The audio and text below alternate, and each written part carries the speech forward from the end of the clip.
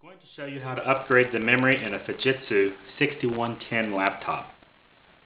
Currently this machine has 512 megabyte chip in it. We're going to upgrade it to 1 gig. In this instance we're taking the 512 meg module out. We'll put it in another machine that has a 512, bringing it up to 1 gig. So we can actually bring two machines up to 1 gig by putting 1 gig chip in one machine and transferring the existing 512 to another. First off, we'll unplug the machine, we'll flip it over, we'll push the two little clips in the battery back toward the computer to lift the battery out and set that off to the side. Then there are two screws on the access cover to the memory. We'll remove those.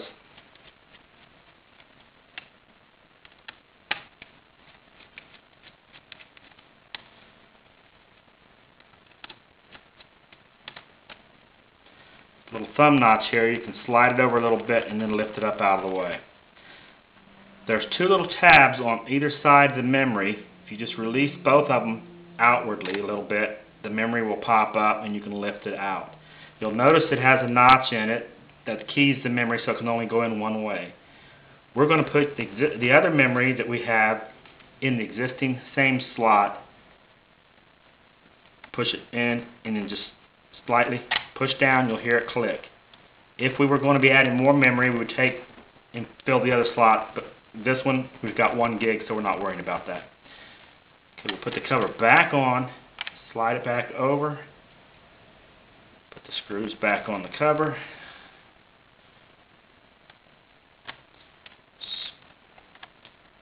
snug them up, but don't tighten them too tight to the point to where you strip them out or anything.